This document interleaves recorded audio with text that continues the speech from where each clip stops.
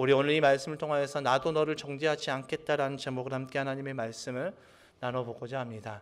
제가 지난 금요일 날 이발을 했습니다. 이발을 하고 우리 이영숙 집사님의 따님이 이렇게 하시는 웅천의 김겸 그 미용실 가서 이발을 하고 물어봤습니다.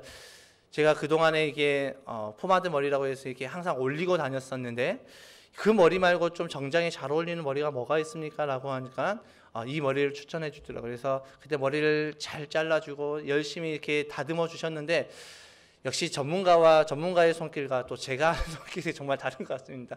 아무리 해도 그날의 그 느낌이 나지 않습니다. 제 아내에게 물어봐도 뭔가 좀 어색한데 이렇게 자주 이야기를 합니다. 그래서 그걸 보면서 역시 약은 약사에게, 병원 의사에게, 또 머리는 미용사에게 맡겨야 되는 것을 깨달았습니다. 오늘 말씀을 나눌 때 정말 하나님의 말씀을 제가 묵상하고 또 주님께서 주신 그 은혜를 가지고 또 제가 신학적인 관점에서 열심히 잘 기록하고 잘 짜서 이 말씀을 전합니다.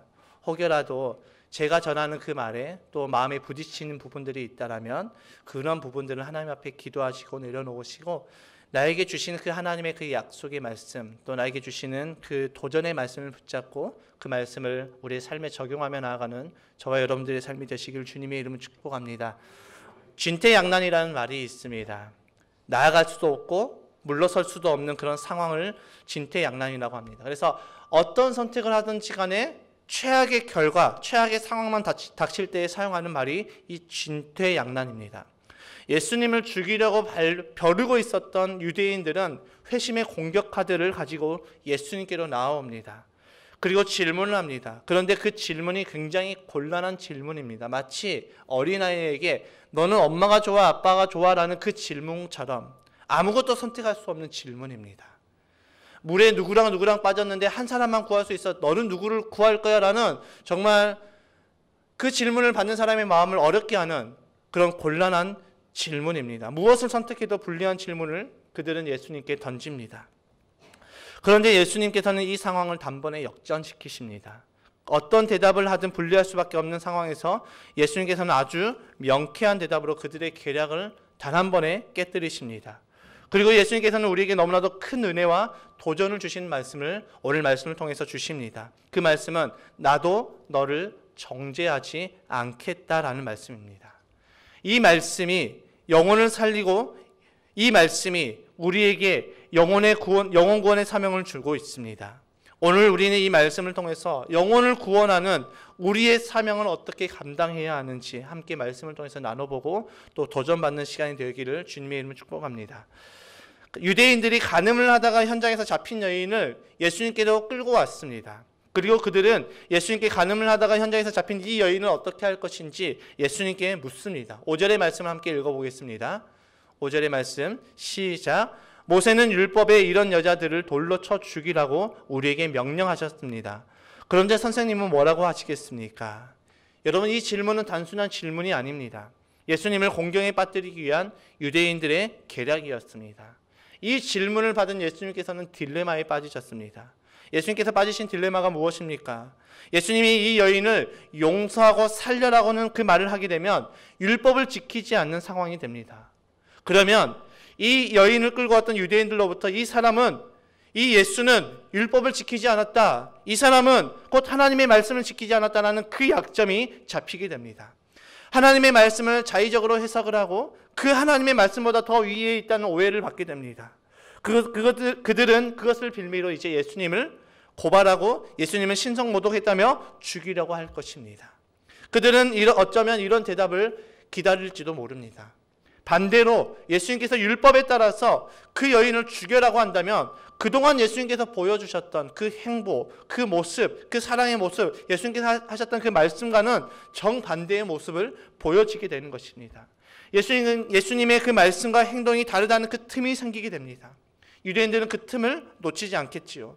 이 사람은 말과 행동이 다르다. 이 사람은 겉과 속이 다르다. 이 사람이 이중적인 사람이다. 이 사람은 사랑이라는 그 달콤한 말로 우리를 농락했던 사람이다. 이러한 사람을 따르지 마라 하면서 온갖 선동을 하면서 예수님의 영향력을 깨뜨릴 것입니다. 예수님께서 어떤 선택을 하시든 예수님께서는 고발을 당할 위기에 닥쳐 있습니다. 그들은 속으로 쾌재를 불렀을 것입니다. 이 유대인들은 이 질문을 하고 나서 나이스하면서 쾌재를 불렀을 것입니다. 장기로 따지자면 외통수입니다. 어떤 것을 선택하든지 질 수밖에 없는 경기입니다. 질 수밖에 없는 상황입니다. 그런데 예수님께서는 굉장히 무덤덤해 보이시지요. 6절의 말씀 함께 읽어보겠습니다. 시작. 그들이 이렇게 말한 것은 예수를 시험하여 고발할 구실을 찾으려는 속셈이었다. 그러나 예수께서는 몸을 굽혀서 손가락으로 땅에 무엇인가를 쓰셨다. 제가 이 예수님의 모습을 보면서 어떤 상황이 생각나냐면 개그 콘서트의 유행어가 생각이 났습니다. 개그 콘서트에 예전에 이런 유행어가 있었습니다. 당황하지 않고 빡! 끝! 하면서 했던 유행어가 있습니다. 이 유행어가 생각나시는 분들은 개그 콘서트를 열심히 보신 분들이고 이게 뭐지? 라고 하시는 분들은 기도와 말씀에 전념하느라고 또 이게 세상적인 TV를 보지 않으신 분들이라고 생각이 되어집니다. 저에게 보이는 그 예수님의 모습이 굉장히 그렇게 보였습니다. 당황하지 않고 예수님께서는 예수님의 하실 일들을 하시는 것들을 보였습니다. 유대인들은 속으로 쾌재를 부르며 드디어 끝났다고 생각하는 그 상황 속에서 당황하지 않고 손가락으로 땅에 무엇인가를 쓰고 계십니다. 오히려 당황한 쪽은 예수님이 아닌 유대인들 쪽인 것 같습니다. 7절의 말씀을 읽겠습니다. 시작. 그들이 다그쳐 물으니 예수께서 몸을 일으켜 그들에게 말씀하셨다. 너희 가운데 죄가 없는 사람이 먼저 이 여자에게 돌을 던져라. 아멘. 유대인들은 외통수와 같은 이 회심의 공격을 예수님께 하였습니다. 다 이긴 싸움 같았습니다. 그러나 그 상황에서 예수님께서 하신 그 말 한마디가 모든 상황을 다 역전시켰습니다. 죄가 없는 사람이 먼저 이 여자에게 돌을 던져라. 마치 지고 있는 야구 경기에서 9회 말 투아웃에서 끝내기 역전 말로 홈런을 날리시는 예수님의 모습 같습니다. 기세등등하던 유대인들은 예수님의 그 말 한마디에 입이 다물어지지 않습니다. 뻥하고 뻥 쪄 있습니다.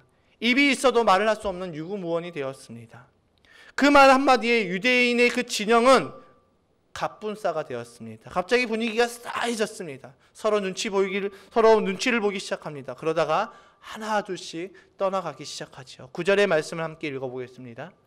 시작. 이 말씀을 들은 사람들은 나이가 많은 이로부터 시작하여 하나하나 떠나가고 마침내 예수만 남았다. 그 여자는 그대로 서 있었다. 아멘. 예수님께서는 말 한마디로 이 상황을 종료시켜 버렸습니다. 이 상황을 바라보면서 저는 고린도전서에 기록된 그 말씀, 하나님의 어리석음이 인간의 지혜보다 낫고 하나님의 약하심이 인간의 강함보다 낫다는 말이 생각이 났습니다. 지금의 그 상황이 딱 이러했습니다. 그들이 엄청난 지혜를 짜고 계략을 짜서 예수님을 공격했지만 아무리 날고 기어도 인간이 하나님을 이길 수 없는 모습을 그대로 보여주고 있습니다.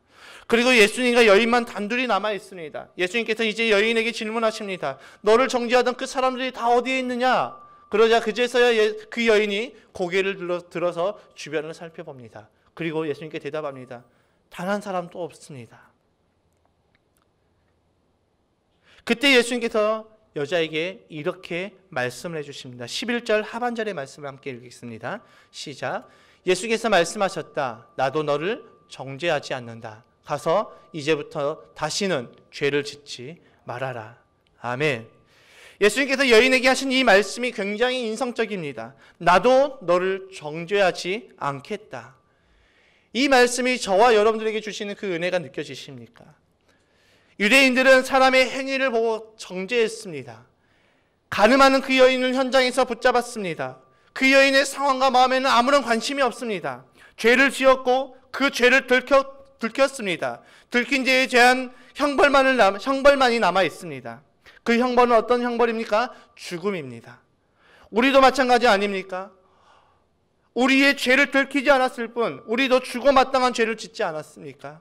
성경에 보면 형제를 향해서 바보라고 말을 하는 사람들은 죽음에 이른다라고 말씀하고 있습니다. 수군수군한 자들의 그 결과는 죽음이라고 성경은 말하고 있습니다. 우리가 가볍게 여겼던 그 모든 죄의 모습들, 그 모든 모습들의 그 결과는 죽음이라고 성경은 말하고 있습니다. 그런데 그 죄를 들키지 않았다고, 그 죄가 드러나지 않았다고 떳떳하게 거룩한 모습으로 하나님을 찬양하는 유대인들의 그 모습과 저와 여러분들의 모습이 별반 차이는 없지 않습니까? 그러나 예수님은 여인의 행위에 관심이 없습니다. 그 여인의 영혼에 관심이 있습니다.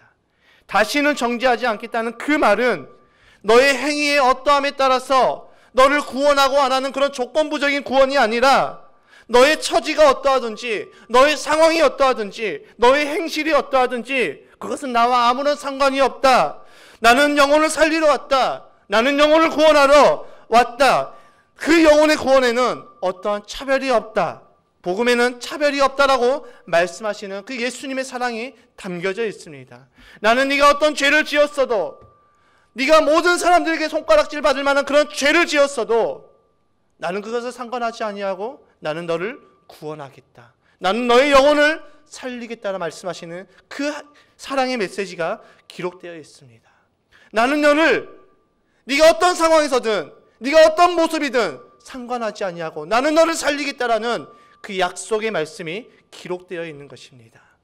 그리고 그 말씀은 그 여인에게만 주시는 말씀이 아닙니다. 그 여인에게만 특별하게 하신 말씀이 아닙니다. 오늘 이 시간 예배하는 저와 여러분 모두에게, 그리고 아직 복음을 알지 못하는 모든 영혼들에게 하시는 하나님의 사랑의 메시지입니다.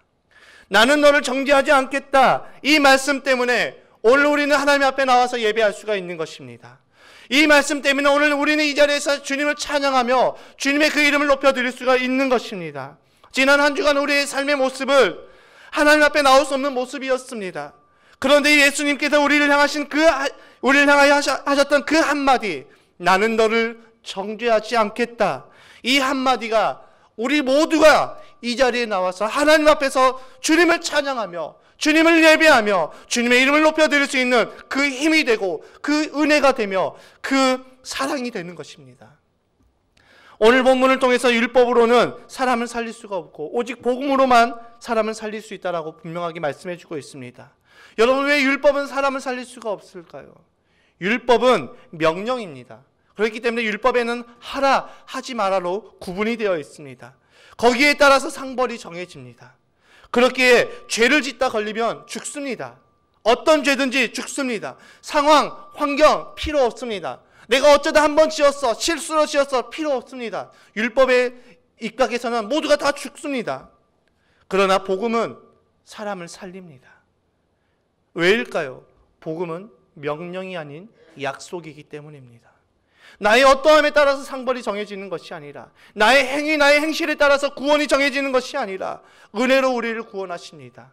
지금의 나의 모습이 아닌 하나님 안에서, 그 은혜 안에서, 복음 안에서 변화될 그 모습을, 점차 변화될 그 모습을 복음 안에서 보게 하십니다.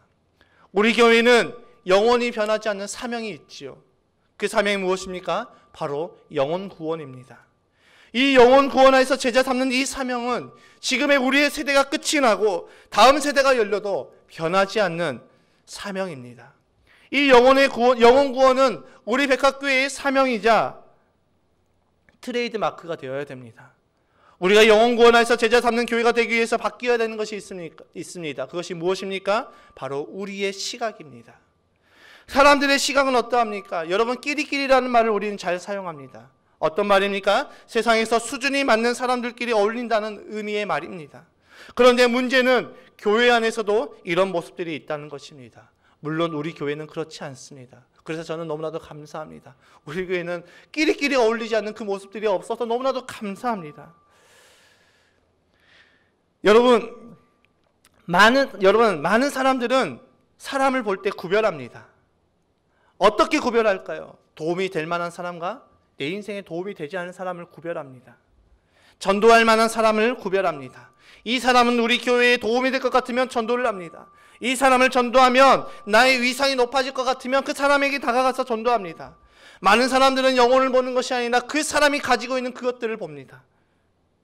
그러니 전도할 사람과 안 해도 될 사람을 구별하게 되는 것이지요. 그리고 그들에게 다가갑니다. 그리고 복음을 전하는 것이죠. 그런데 문제는 그들도 우리를 구별한다는 것입니다. 너무도 부끄럽게도 제 안에도 이런 모습들이 있었습니다. 부교육제 사역을 하면서 저는 이런 사람이 교회에 오면 정말 많은 도움이 되겠다. 저런 사람은 좀 웬만하면 교회를 좀 나오지 않았으면 좋겠는데 라는 그 마음이 제 안에 있었습니다. 그런데 저는 그것을 알지 못했습니다. 저는 깨닫지 못했습니다. 그런데 말씀을 묵상하면서 기도를 하면서 하나님께서 어느 날 저에게 이렇게 말씀하셨습니다. 야, 나는 너를 구별하지 않는데, 나는 너를 차별하지 않는데 너는 왜 사람을 구별하고 너는 왜 사람을 차별하니? 라는 그 질문을 저에게 던지셨습니다. 이 질문에 저는 머리를 세게 맞은 듯 했습니다. 사실 제가 구별하고 있다는 것을 스스로 알지 못했기 때문입니다. 왜 저에게 이런 마음이 있었을까요? 왜 저에게 영혼을 구원해서 제자 삼는 교회를 만들어가는 그 사명을 받은 저에게 왜 그런 마음들이 있었을까요? 제가 사람을 율법적인 시각에서 보았기 때문입니다. 그런데 오늘 말씀에서 예수님께서는 어떤 시각으로 사람을 보고 있습니까? 현장에서 간음을 하다가 붙잡힌 여인입니다. 더럽다고 손가락질해도 그 여인은 아무 말 할 수 없습니다. 그 모든 비난도 다 받아야 했던 여인입니다. 그 자리에서 돌에 맞아 죽어도 아무 말 할 수 없습니다. 왜냐하면 법이 그렇게 정해져 있기 때문입니다. 그런데 예수님은 그런 여인을 향해서 나는 너를 정죄하지 않겠다라고 말씀하십니다. 이 말씀이 그 여인의 영혼을 살렸습니다. 그리고 그 말씀이 영혼을 구원해서 제자 삼는 교회인 우리 모두에게도 도전을 주십니다. 우리는 사람을 볼 때 어떻습니까? 색안경을 끼고 보고 있지 않습니까? 중독에 빠진 사람, 죄를 지은 사람을 우리는 어떻게 바라보고 있습니까? 간음을 한 사람, 바람을 핀 사람들을 우리는 어떻게 생각하고 어떻게 바라보고 있습니까? 감옥에 갔다 온 사람은 우리는 어떻게 바라보고 있습니까? 술을 마시고 담배를 피는 사람들을 우리는 어떤 시각으로 바라보고 있습니까? 유대인들처럼 판단하고 정죄하고 있는 그런 모습으로 우리는 있지 않습니까? 어떻게 교회를 다니면서 술을 마실 수가 있지? 어떻게 교회를 다니면서 담배 저것조차 끊지 못할 수가 있지? 어떻게 교회를 다니면서 저렇게 할 수가 있지? 도대체 교회 다니는 사람들이 왜 저래? 더 나아가서 믿지 않는 영혼들을 이해하지 못하고 우리만의 편협한 시각으로 영혼을 바라보고 있지는 않습니까? 그런 시각을 가지고 있는 우리 모두에게 예수님께서 이렇게 말씀하십니다. 나는 너를 정죄하지 않는다. 우리가 영혼 구원의 사명을 받고 그 사명을 이루기 위해서는 우리의 시선, 우리의 시각이 바뀌어야 됩니다. 너를 정죄하지 않겠다는 그 말은 죄인인 저와 여러분들을 더 이상 정죄하지 아니하고 주님의 사랑으로 우리를 구원하여 주신 사랑의 메시지입니다. 그 사랑으로 우리가 구원을 받았습니다. 우리가 자격이 있어서 구원받을 자격이 있어서 구원받을 만해서 구원을 받은 것이 아니라 우리를 더 이상 정죄하지 않겠다는 그 예수 그리스도의 그 사랑으로 저와 여러분들이 구원을 받아서 지금 이 자리에 있는 것입니다. 이제는 우리가 그 사랑을 전해야 되지 않겠습니까? 이제는 우리가 그 사랑을 흘려보내야 되지 않겠습니까? 우리의 편협한 시각과 기준으로 판단하고 정죄하는 것이 아니라 그리스도의 사랑으로 품어야 되지 않겠습니까? 중독에 빠진 사람을 우리가 그리스도의 사랑으로 품고 술에 빠져있는 사람, 도박에 빠져있는 사람, 여자에 미쳐있는 사람, 음란에 빠져있는 사람, 교도소에 갔다 온 사람, 그 모든 사람을 우리가 그리스도의 사랑으로 품어야 되지 않겠습니까? 그래야지 우리 교회가 영혼을 구원해서 제자 삼는 교회가 되지 않겠습니까? 우리는 그리스도의 사랑으로 품어야 됩니다. 그리고 그리스도의 사랑으로 기다려야 됩니다. 그리고 그리스도의 사랑으로 섬겨야 됩니다. 여러분, 오늘 이 말씀을 우리에게 어떻게 적용을 해야 될까요? 먼저 비신자들의 문화를 우리는 이해를 해야 됩니다. 그래야 교회 안에 있는 믿음이 연약한 자들의 상황도 우리가 이해할 수가 있습니다. 비신자의 문화를 이해하지 못하면 우리는 비신자에게 접근할 수가 없습니다. 비신자의 문화를 우리가 이해하지 않으면 우리는 비신자에게 복음을 전할 수가 없습니다. 우리가 비신자를 이해하지 못하면 교회 안에 믿음의 연약한 자들도 우리는 이해할 수가 없습니다. 어떻게 교회 다니는 사람들이 저렇게 할 수가 있지? 우리의 이 편협한 시각으로 우리는 바라보게 되어 있습니다. 예수님은 우리의 모든 상황을 이해해 주셨습니다. 예수님께서는 우리에게 칼 같은 율법의 잣대를 들이대지 않으셨습니다. 만약에 율법의 잣대를 우리에게 들이대셨다면 단 한 사람도 우리는 구원받을 수가 없습니다. 율법의 그 명령인 하라, 하지 마라가 아닌 예수님께서는 우리를 사랑하셨습니다. 우리 존재 자체를 사랑하셨습니다. 그래서 예수님께서는 뭐라고 말씀하십니까? 한 영혼이 천하보다 귀하다고 말씀하십니다. 우리도 그 사랑을 이제 받아서 이제 선한 영향력을 전해야 됩니다. 우리가 선한 영향력을 전하기 위해서는 우리는 어떻게 해야 될까요? 코로나 시국 교회는 민폐단체가 되었죠. 제가 그 이유에 대해서 굳이 제가 말하지 않아도 모두가 다 알 것입니다. 왜 우리 한국교회가 이 코로나 시국에서 가장 민폐를 끼치는 단체가 되었는지 다 아실 것입니다. 이런 상황에서 우리는 어떻게 선한 영향력을 끼칠 수 있을까요? 어떻게 우리는 선한 영향력을 전할 수 있을까요? 유튜버 종리스찬이라는 그 전도사님이 있습니다. 그 전도사님이 어느 날 배달의 민족을 말하죠. 배민 커넥터가 되어서 배달 아르바이트를 하는 컨텐츠를 올렸습니다. 그것을 하게 된 이유는 첫 번째는 평신도분들이 일과 신앙을 함께하는 것이 얼마나 힘든지 경험해 보기 위함이었고, 두 번째는 코로나로 인해서 교회의 이미지가 좋지 않은 상황에서 선한 영향력을 끼치기 위함이고, 세 번째는 경제적인 이유였습니다. 제가 그렇게 이제 그분이 이제 커넥터로 이제 등록을 하고 배달 아르바이트를 하는데 자전거로 이제 배달을 하면서 그런 컨텐츠를 올렸습니다. 눈에 들어온 장면이 있었습니다. 배달 아르바이트를 나가기 전에 그 하루 전날에 비타민과 초콜릿과 여러 가지를 준비하고 거기에 조그만 메시지를 적어서 함께 포장을 해서 배달 오더를 주는 그 가게를 갈 때마다 그 인원에 맞게끔 그것들을 나눠주면서 힘내라는 그 응원의 메시지를 전해주었습니다. 그런데 그것을 받는 분들의 그 표정에 너무나도 감격하고 너무나도 감사하는 그 모습들이 보여 있었습니다. 그 장면을 볼 때 저는 그냥 지나가면서 나도 나중에 기회가 되면 이런 것들을 하면서 우리 평신도 분들이 얼마나 일과 신앙을 함께하는 것이 어려운지 내가 그것들을 한번 체험해 봐야 되겠다라는 그런 생각을 잠깐 했었습니다. 그러고 나서 기도할 때마다 계속해서 그때의 그 모습들이 생각이 납니다. 그래서 지난주 제가 아내와 지금의 그 상황에서 지금의 이런 상황에서 우리가 선한 영향력을 끼치는 방법이 무엇일까 함께 고민하면서 이야기할 때 제가 그 유튜브의 장면이 생각이 났고, 그래서 아내와 그것들을 나눴습니다. 함께 이런 것들을 나누면서 우리가 이런 것들을 해보면 어떨까라는 것들을 나눴습니다. 그런데 아내가 너무 좋다라고 이렇게 이야기를 해주었습니다. 그래서 제가 장로님과 또 통화를 하면서 이런 의견을 나눴을 때 장로님께서도 너무나도 좋다라고 말씀해 주셨습니다. 그래서 우리 교회는 이것을 한번 해보려고 합니다. 지금 코로나로 인해서 우리가 아무것도 할 수 없습니다. 영혼 구원하여서 제자 삼는 교회라고 말하고 있지만 우리가 실질적으로 영혼을 구원할 수 있는 것들이 지금 상황이 그렇게 좋지 않습니다. 그렇다면 우리는 어떻게 선한 영향력을 끼칠 수 있을까요? 먹을 것이 되어도 좋고 비타민이나 피로를 회복할 수 있는 것들도 좋습니다. 이렇게 우리가 준비해서 포장을 해서 그 안에 교회가 미안합니다라는 그 메시지와 힘을 내라는 그 응원의 메시지를 함께 적어서 포장해서 만들어서 교회에 비치해 두면 우리 성도님들은 그것들을 챙겨서 길거리에서 나눠주시는 것이 아니라 여러분들이 가시는 물건을 사러 갈 때 혹은 식당에서 밥을 먹고 계산을 할 때 그분들에게 이것들을 나눠주시면서 그분들에게 응원의 메시지를 전해주는 것. 그렇게 할 때 분명히 선한 영향력이 조금씩 전해질 것입니다. 교회를 향한 많은 불신의 벽이 우리의 선한 영향력과 우리의 섬김을 통해서 그 벽에 조금씩 틈이 생겨나갈 것입니다. 그리고 그 틈으로 분명히 예수 그리스도의 사랑은 흘러 들어갈 것입니다.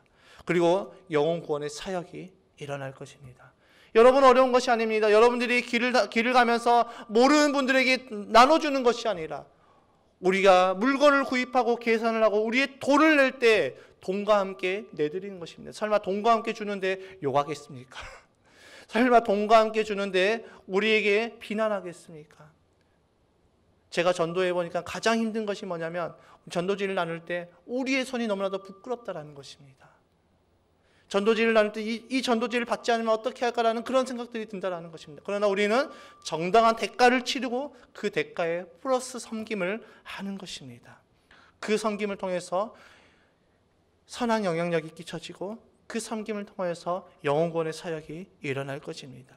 그리고 이 사역은 교회의 재정으로만 감당하지 않으려고 합니다. 이것을 우리의 정성을 함께 모았으면 좋겠습니다. 그리고 겸손히 섬겼으면 좋겠습니다. 현재 우리 교회 릴리 카페는 차 한 잔에 1,000원씩 받고 있습니다. 이 수입 중 일부는 카페를 운영하는 데 사용하고 나머지는 모두 이렇게 선한 영향력을 끼치는 데 사용을 하려고 합니다. 그러니 커피와 차를 많이 마셔주는 게 선한 영향력을 끼치는 것입니다. 커피와 차를 내가 마시지 않더라도 이렇게 선한 영향력을 끼치는데 내가 함께 동참하고 싶으신 분은 1,000원이라도 좋습니다. 저희 1층에 그 저금통에 돈을 넣어주시면 저희가 그것을 가지고 섬기는 데 사용하겠습니다. 또 이 섬기는데 헌금을 하고 싶으신 분은 사랑의 섬김이라는 제목으로 헌금을 올려주시면 그 모든 헌금은 저희가 선한 영향력을 끼치는데 모두 사용하겠습니다. 그렇게 우리가 모아지는 물질로 주변의 이웃을 섬겼으면 좋겠습니다. 우리의 작은 힘과 사랑이 모여서 큰 사랑을 만듭니다. 처음부터 큰 사랑을 베풀 수는 없습니다. 그러나 우리의 작은 사랑과 작은 헌신이 모일 때에 하나님의 크신 사랑으로 변하게 되는 것입니다. 그리고 그 사랑이 우리를 향한 모든 불신의 벽을 허물어뜨리는 하나님의 강한 팔이 됩니다. 그렇게 함께 모으고 함께 헌신했으면 좋겠습니다. 그리고 그 사랑의 섬김의 물건을 포장할 때도 저와 제 아내만 하는 것이 아니라 함께 모여서 만들었으면 좋겠습니다. 선한 영향력을 함께 할 때 그 힘이 커집니다. 함께 사랑을 전할 것을 꿈꾸며 나의 시간으로 섬기고 때로는 나의 물질로 섬겨서 선한 영향력을 끼치는 저와 여러분 되시기를 주님의 이름으로 축복합니다. 이것마저 부담되신다라면 교회에 빛이 되어 있는 그 물건을 늘 챙겨서 물건을 살 때마다 열심히 나눠주시면 됩니다. 우리는 어떻게 해서든 함께 동참해서 그리스도의 사랑을 흘려보내야 됩니다. 일부만 흘려보내는 것이 아니라 우리 온 성도님들이 함께 흘려보내야 되는 것입니다. 내가 내 시간 헌신할 수 없고 내 물질 헌신할 수 없는 상황이라면 괜찮습니다. 교회에 만들어진 그 물건 가지고 내가 가는 곳곳마다 식당을 가든지 슈퍼를 가든지 아니면 다이소를 가든지 가는 곳곳마다 그들에게 그리스도의 사랑을 흘려보내는 것, 이것이 함께 동참하는 것입니다. 그 섬김을 통해서 분명 우리는 하나님의 일하심을 보게 될 것이고 그 섬김을 통해서 분명 우리의 그 사명인 영혼의 구원은 이루어집니다. 일하실 주님을 바라보며 겸손히 사랑으로 섬길 때 우리의 시선은 더 이상 그 사람이 가지고 있는 물건이 아니라 그 사람이 가지고 있는 그 재물이 아니라 우리의 시선은 그 사람의 영혼으로 바뀌게 됩니다. 그리고 그 영혼을 구원하기 위해서 우리는 힘쓰게 되는 것입니다. 영혼을 바라보는 우리는 더 이상 정죄와 판단이 아니라 예수님의 사랑으로 그들을 살리는 통로가 되는 것입니다. 섬기는 삶을 통해서 나는 너를 정죄하지 않겠다는 그 사랑을 흘려보내는 저와 여러분들의 삶이 되시기를 주님의 이름으로 축복합니다. 혹시 전도할 만한 가게에 사람이 있으면 저희 교회에 공유해 주시기 바랍니다. 저희 온 성도님들이 가서 물건을 살 때마다 저희가 그것들을 계속해서 나눠주면 이 백합교회는 어떤 곳인데 자꾸 물건을 사러 오지라고 하면서 감동하지 않겠습니까? 이 코로나 시국에 우리가 정말 한 번씩 계속해서 들어가서 우리가 물건을 사고 그 사랑을 전할 때 그분들이 감동하지 않겠습니까? 저와 제 아내가 우리 흥화 아파트 밑에 통통 과일집이 생긴 것을 보면 저분이 교회를 다니는지 안 다니는지는 모르겠지만 저분에게 우리가 그리스도의 사랑을 흘려보냈으면 좋겠다라는 그런 마음을 가졌습니다. 그래서 혹시 과일을 사고 싶으신 분은 다른 좋은 과일 가게도 있지만은 흥화 아파트 밑에 통통 과일집을 한 번쯤은 들리셔서, 저와 아무런 관계없는 사람입니다. 저는 그분을 모릅니다. 아무런 관계없는 사람입니다. 그분 찾아가서 우리가 물건을 사고 이 코로나 시국에 힘내시라고 우리의 사랑의 메시지를 전해주고 올 때 그분은 분명 감동을 하게 될 것입니다. 우리의 사랑과 섬김을 통해서 영혼을 감동시키며 나아가는 저와 여러분 되시길 주님의 이름으로 축복합니다. 그래서 우리 백합교회가 많은 죄인들이 예수님께로 나오게 되는 축복의 통로가 되며 많은 영혼들이 백합교회 안에서 회복되며 치유되는, 무엇보다도 많은 영혼들이 부담 없이 나오는, 정죄와 판단이 없고 예수 그리스도의 사랑만이 풍성하게 넘치는 교회가 되시기를 주님의 이름으로 축복하고 주님의 그 간절한 이름으로 소망합니다. 이 시간 우리 함께 찬양으로 고백했으면 좋겠습니다. 제가 이 말씀을 이제 준비하면서 어떤 찬양을 선택을 해야 될까 기도하면서 묵상하는 가운데 정말 딱 맞는 찬양을 주셨습니다. 그 찬양의 가사를 제가 읽어드리겠습니다. 죄에 빠져 헤매이다가 지쳐버린 나의 모습은 못 견디는 아픔 속에서 그렇게 쓰러졌을 때 아무도 오는 사람이 없어 정말로 난 외로웠네. 그때 주님 내게 찾아와 사랑으로 함께하였네. 병든 자여 내게 오라. 가난한 자 내게 오라. 죄에 빠진 많은 사람들아 모두 다 내게 오라. 슬픈 자여 내게 오라. 괴로운 자 내게 오라. 삶에 지친 많은 사람들아 모두 다 내게 오라. 우리 교회가 이런 교회가 되었으면 좋겠습니다. 죄에 빠지고 지쳐버린 그 고통 중에 있는 그 모든 분들이 우리 교회에 와서 치유되고 회복되는 그런 교회가 되기를 간절하게 소망합니다. 또 그러한 선한 영향력을 끼치며 그리스도의 사랑을 흘려보내는 그런 축복의 통로가 되시기를 주님의 이름으로 축복합니다.